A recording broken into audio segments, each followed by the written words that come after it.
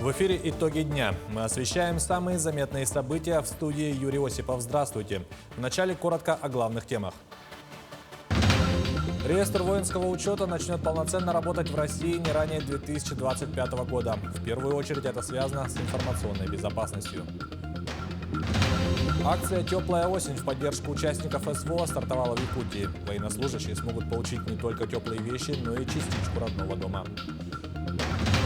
Заболеваемость ковидом в России за прошедшую неделю возросла на 48%, а число госпитализаций увеличилось на 20,6%. Подготовка к университету со школьной скамьи. Физико-технический институт ЦВФУ открыл университетские классы в 2 школах Якутска. В считанные дни до премьеры фильма «Локут он Манюрбугун» первыми оценить новую якутскую кинокартину смогли журналисты.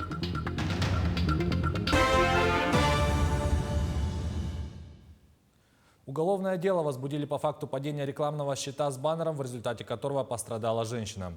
Напомним, что 16 сентября на территории речного порта в Якутске из-за сильного порыва ветра на женщину 1965 года рождения упал рекламный щит. В результате она получила телесные повреждения, и 18 сентября пострадавшая скончалась в реанимации Республиканской больницы номер 2. В Следственном комитете отмечают, что специалисты Следственного управления осмотрели место происшествия. Также проводится комплекс следственных действий, направленных на установление всех обстоятельств произошедшего. Якутским следственным отделом на транспорте, Восточным межрегионального следственного управления на транспорте, Следственного комитета России возбуждено уголовное дело по признакам преступления, предусмотренного пунктом В части 2 статьи 238 Уголовного кодекса Российской Федерации. Оказание услуг, не отвечающих требованиям безопасности, жизни или здоровья потребителей. В результате происшествия пострадавшая получила телесные повреждения. Следователями и следователями-криминалистами Следственного управления осмотрено место происшествия. Проводится комплекс следственных действий, направленных на установление всех обстоятельств произошедшего. Реестр воинского учета начнет полноценно работать в России не ранее 2025 года, заявил заместитель министра цифрового развития Олег Качанов. По его словам, это связано с жесткими требованиями с точки зрения инфраструктуры и информационной безопасности. Сведения в нем составляют служебную тайну и касаются лиц на всей территории России. Опубликованный в мае проект положения о реестре предполагал, что Минцифры создаст и введет реестр в эксплуатацию до конца 2023 года. Однако обеспечить формирование записей в нем планировалось с начала 2025 года. Горячая линия 122 по вопросам мобилизации и военной службы по контракту продолжает работу в круглосуточном режиме. На днях колл-центру исполняется год со дня приема первого звонка. О буднях операторов центра, а также актуальных вопросах от звонящих узнавала Марфирина Алексеева. Здравствуйте, горячая линия 122, слушаю вас. За сутки горячую линию центра сменяют 3 смены операторов. За год работы сложился сплоченный и компетентный коллектив. Их обязанности – консультировать и решать самые разные проблемы и вопросы. Самые актуальные из них – это поступление на военную службу по контракту, бронирование авиабилетов для военнослужащих, приезжающих в отпуск и обратно, вопросы денежного довольствия и меры поддержки для семей. Однако помощь операторов давно вышла за рамки шаблонных ответов. Работаю тут уже, набираясь опытом, уже сами как работники-психологи. В зоне СВО уже больше года длится. Наши земляки звонят нам и хотят психологическую поддержку, на родном языке поговорить.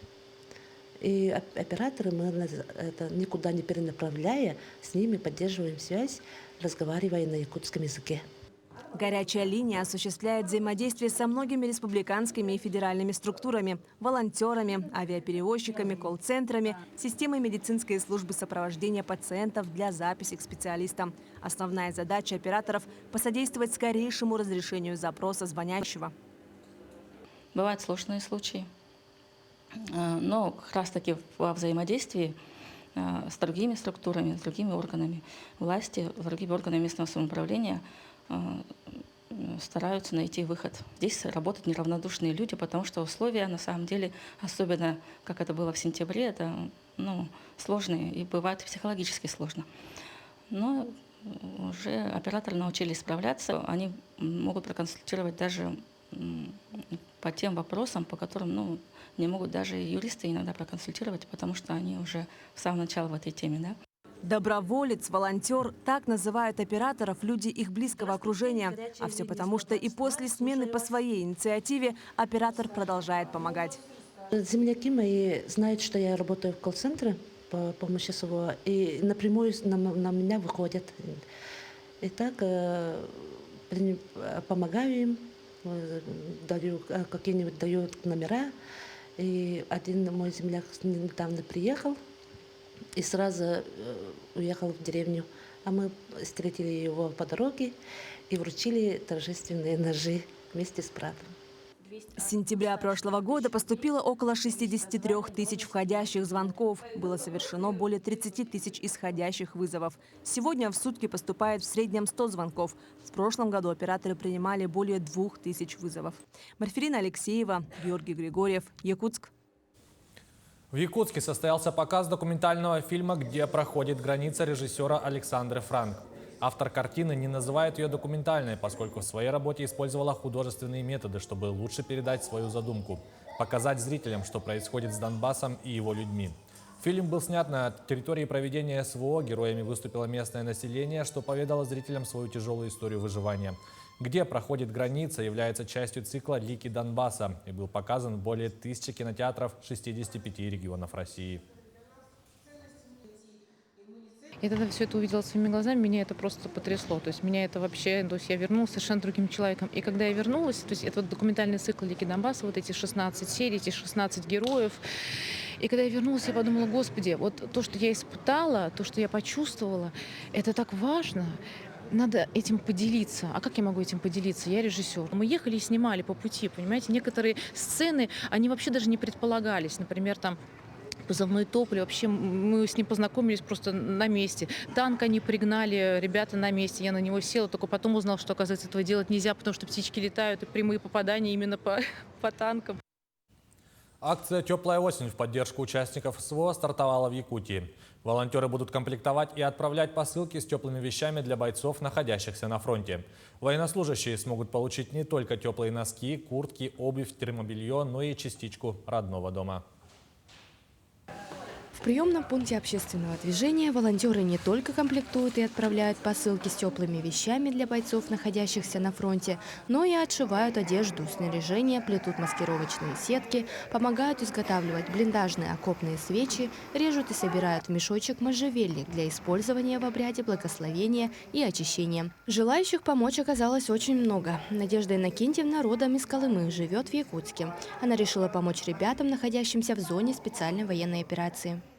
Я сейчас нахожусь в отпуске, поэтому весь сентябрь решила посвятить помощи нашим военнослужащим, которые в СВО участвуют.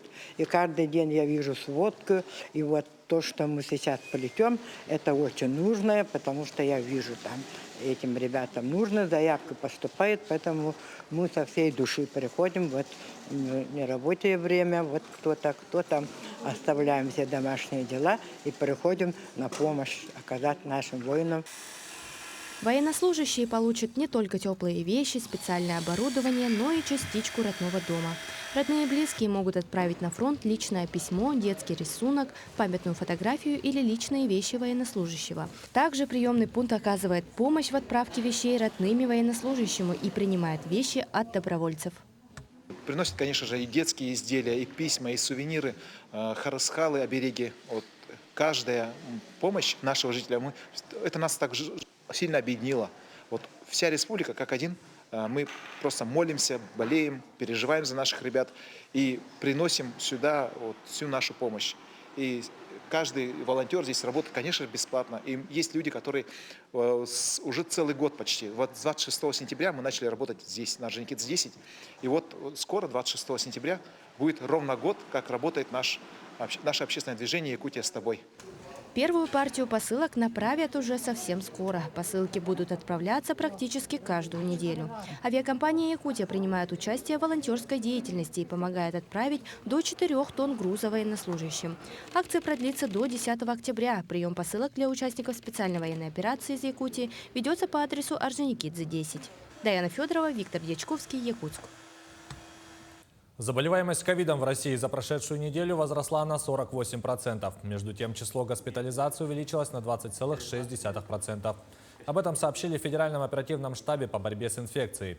Увеличение числа госпитализаций произошло в 42 субъектах России, а заболеваемость выросла в 70 регионах. По данным штаба, за неделю выздоровели более 7 тысяч человек, что на 61,5% больше в сравнении с предыдущей неделей. 14 человек погибли за этот период. Всего с начала пандемии в России выявили более 23 миллионов случаев заражения и 22 миллионов случаев выздоровления. Более 400 тысяч человек погибли. Депутаты нового созыва Илтумен получили мандаты от Центра избиркома Якутии. В актовом зале Дома правительства номер 2 состоялось торжественное вручение удостоверений об избрании 35 народных депутатов республики. Центр избирком Якутии принял решение о регистрации народных депутатов 7-го созыва, а также выдал зарегистрированным депутатам республики, избранным по республиканскому избирательному округу, удостоверение об избрании. Состоялось заседание Центральной избирательной комиссии, где мы рассмотрели вопрос о регистрации народных депутатов Республики Саха-Якутия 7-го созыва. Мы приняли решение, вручили удостоверение нашим зарегистрированным кандидатам по единому республиканскому округу. Все 35 наших народных депутатов получили свои удостоверения, и буквально они на ту неделю приступят к своей работе. Также сегодня были вручены удостоверения нашими председателями окружных избирательных комиссий, которые находятся на территории нашего города, народные депутаты, победители гонки по одномандатным избирательным округам. Физико-технический институт СВФУ открыл университетские классы в 2 школах Якутска. Они функционируют с начала нового учебного года в Национальной политехнической школе номер 2 и школе номер 26. Институт и школы будут сотрудничать в области образования и науки, организации совместных научно-исследовательских работ, подготовки высококвалифицированных технических кадров для Якутии и других регионов России. По словам директора физико-технического института Данила Николаева, открытие университетских классов в школах города Якутска позволяет подготовить базу потенциальных абитуриентов, вести системную профориентационную работу. За последние несколько лет много сил было вложено в повышение качества профессиональной подготовки будущих специалистов. Создаются необходимые условия, школы оснащаются современным оборудованием, разрабатываются новые программы, а также к обучению привлекаются местные компании, которые знакомят детей с профессиями и делятся ценным опытом и советами. Подробности в нашем следующем сюжете. Республиканский лицей-интернат немало сил вкладывает в своих учеников. Основная цель не просто дать теоретические знания, но научить применять их на практике. В условиях информационного общества, в мире, где внедрение новых технологий не уникальное событие, а обыденность, требования к новым специалистам серьезно возросли. Очень много появляется новых профессий, и в этом многообразии можно легко потеряться, поэтому наш лицей-интернат именно нацелен на то, чтобы раскрыть потенциал ребенка и дать ему хороший старт для будущей профессии. Нефтегазовая отрасль многогранна. В ней работает множество специалистов и используется сложная техника. Все это не страшит учеников специализированных классов с уклоном в нефтегазовую промышленность Республиканского лицея-интерната. На занятиях они разбирают строение и механику работы устройств, наиболее распространенных в отрасли. После на практике учатся с ними обращаться. Очень много работы, и нужно знать, как все устроено. Например, очень много приборов, очень много машин, которые занимаются добычей нефти и газа. Опор идет на практику. Очень много уроков, например, по нефтегазовой промышленности и 3D-моделированию. И очень много, встреч и слетов по нефтегазовому направлению. Семинары, лекции, обучающие игры, а также различные экскурсии и слеты. Во всем этом смогут поучаствовать обучающиеся. Цель данных мероприятий – показать детям, как работают те или иные специалисты и ответить на интересующие их вопросы. Ранний профориентационный подход поможет познакомить детей с профессиями и помочь им определиться с интересами. В ноябре будет слет нефтегаза молодежи, и от нас поедет 15 детей туда. Мероприятие, которое направлено на создание дружественных связей, на профориентацию, на более такие глубокие познания в этом направлении. Будущее нашей республики напрямую зависит от качества подготовки обучающихся. По этой причине многие компании заключают договоры с образовательными учреждениями, оснащают их необходимым оборудованием и отправляют своих специалистов проводить лекции. А учеников, показавших себя с самых сильных сторон, рассмотрят в качестве возможных будущих сотрудников. Марина Захарова, Георгий Григорьев, Якутск.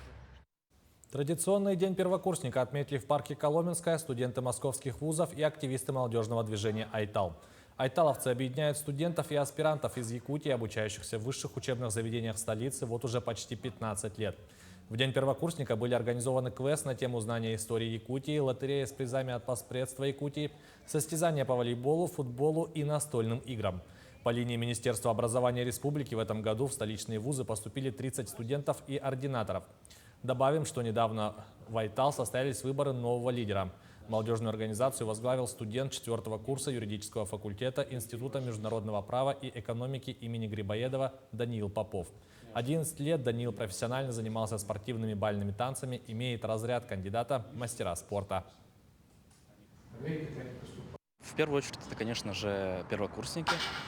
Это для того, чтобы они познакомились друг с другом, чтобы адаптировались в новом городе, внутриорганизационной работы, структура организации. В вторую очередь, это повысить численность аудитории в социальных сетях и самого мероприятия. Также финансирование, иметь постоянный источник финансирования. В Якутске проходит первый республиканский слет волонтеров-библиотекарей в области финансового просвещения.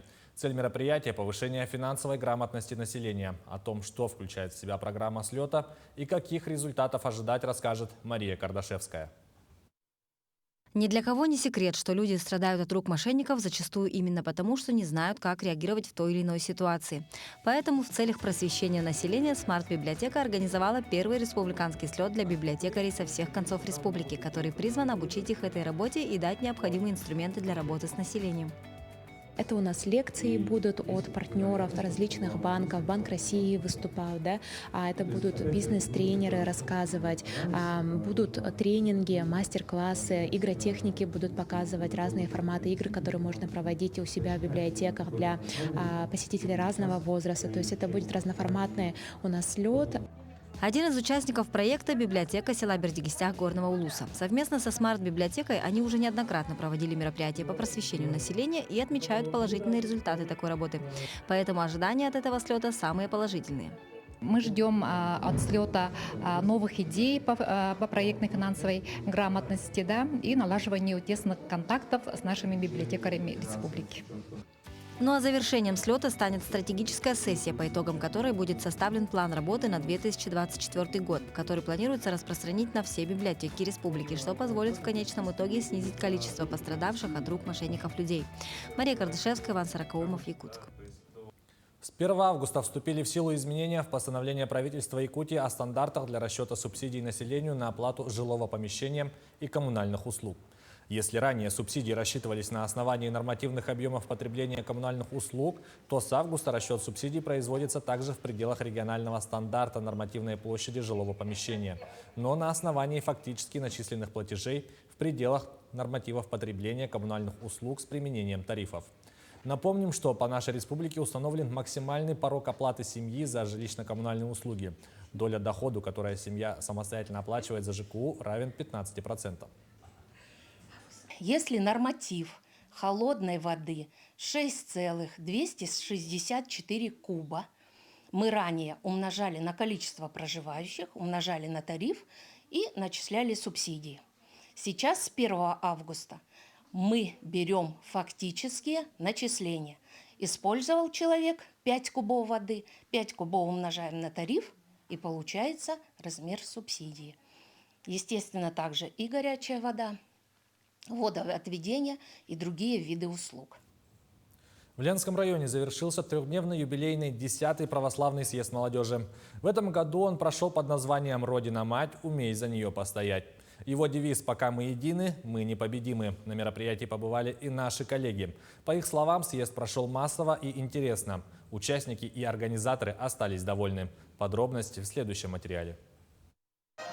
Открытие юбилейного православного съезда прошло в торжественной обстановке. На сцене Дома культуры и юности выступили организаторы и приглашенные гости. Все они отмечали, что тема съезда сегодня актуальна для всех нас. И все мероприятия, что запланированы, будут связаны с проведением специальной военной операции. Пока мы едины, мы непобедимы. Девиз сегодняшнего дня. Наши братья, наши мужья, товарищи, друзья, сестры исполняют сегодня свой священный долг, защищают нашу великую державу. И мы, как никогда, должны быть едины и патриотичны, чтобы отстоять свое государство и, самое главное, свою историю. Наши дети, молодежь сегодня это должны очень хорошо понимать. 3 дня проходили различные тематические мероприятия. Это были не только встречи, беседы, военно-спортивные игры, но и тематические флешмобы, просмотр фильмов и общение со священниками. Участники съезда – это школьники и ученики техникума. В начале съезда все они разбились на команды, составили свою программу. В первый день провели для учеников школ патриотические уроки. Своя игра была частью их. Семиклассники одного из образовательных учреждений должны были ответить на вопросы, составленные ведущими. Все они касались патриотизма. Викторину у нас сделали ребята, они большие молодцы. Быстро сориентировались, подготовили это все. Кира у нас сделала презентацию, тоже очень быстро. Все на скорую руку. Информацию искали, где смогли. Игра закончилась ничьей. Можно порадоваться за молодежь. Все они справились даже с самыми сложными вопросами. Вопросы были довольно интересные. Как раз таки все темы, которые мне очень нравятся.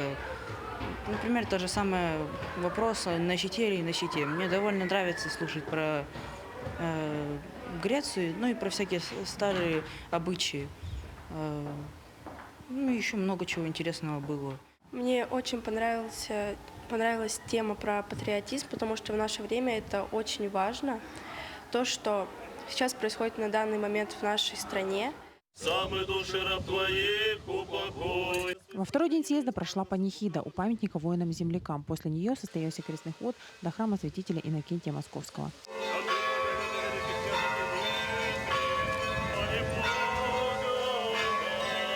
Благодаря организаторам съезда и приезжим гостям ребята узнали много нового и интересного о своей родине. Я начал искать, на самом деле, что там сейчас происходит и какие великие подвиги наши парни совершают, защищая, на самом деле, не просто интересы России какие-то сиюминутные, а действительно защищая сейчас весь мир от полного падения. Они так меня внимательно слушали, они говорят, а мы не знали, что это так. Они готовы все это воспринимать, просто об этом надо говорить. Мы там съезде об этом говорим. Съезд завершился, а эмоции остались. 3 дня пролетели незаметно, признаются ребята. Теперь с нетерпением они будут ждать очередного православного съезда молодежи, который уж очень бы им хотелось, чтобы состоялся раньше, чем через год. Светлана Балеева, Виталий Андреев, Ленск. 21 сентября впервые на большие экраны выходит фильм по произведению якутского писателя, поэта и фронтовика Тимофея Сметанина «Локут Онна Нюргугун». Фильм рассказывает о девушке из обеспеченной семьи, которая влюблена в бедного парня. Однако их чувство сталкивается с серьезным препятствием. Родители девушки намерены выдать ее замуж за богатого. Картина будет интересна зрителям любого возраста. Кинокартину снимали в Амгинском и Хангаласском районах. Бюджет фильма составил порядка 6 миллионов рублей. Ну а прямо сейчас в кинотеатре «Лена» съемочная команда представляет новый фильм прессе. По словам режиссера Константина Тимофеева, идея снять картину зародилась у него еще в школе.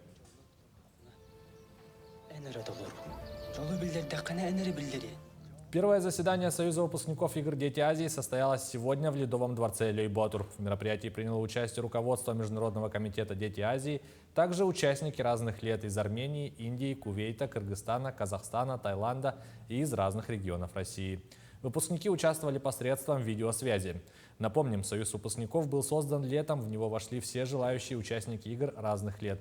В ходе встречи внутри Союза был назначен совет, в который вошли 10 выпускников игр. Председателем избрана олимпийская чемпионка по спортивной гимнастике Токио-2020 Лилия Ахаимова. Участники обсудили дальнейшие планы Союза выпускников, в частности, по проведению предстоящих игр «Дети Азии». Объединение всех спортсменов, которые в разные годы за 27-летнюю историю принимали участие в играх, для того, чтобы разрабатывать и запускать эти проекты, которые будут способствовать развитию детского спорта в Азии. И очень отрадно, что тот состав, который был утвержден правлением совета, руководящего органа, он такой максимально международный. К этому часу это вся информация. Мы продолжим следить за развитием событий. Не переключайтесь.